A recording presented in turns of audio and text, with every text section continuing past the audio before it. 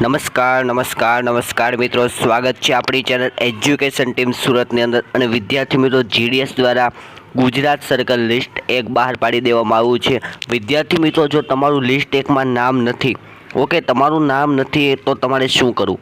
વાત કરીએ વિદ્યાર્થી મિત્રો કે જે સ્ટુડન્ટનું લિસ્ટ 1માં નામ નથી આપવામાં આવ્યું, અથવા તો જે સ્ટુડન્ટને 85+ છે, હાલની અંદર વાત કરીએ છીએ 85+ છે તમારે, તો સ્ટુડન્ટ્સ તમારે મેરિટ બીજું બહાર પડશે, 3 બહાર પડશે, 4, 5, 6 અને 7.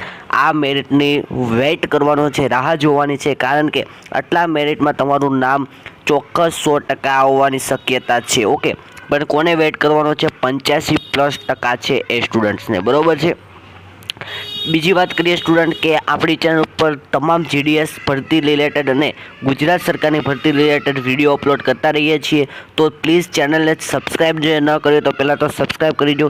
બીજી વાત કરીએ તો જીડીએસ માટે કંઈ પણ અપડેટ્સ એટલે કે ડેલી અપડેટ્સ માટે આપણી ચેનલ લાઇક, શેર અને સબસ્ક્રાઈબ કરી દો, તમારા મિત્રોને શેર કરી દો.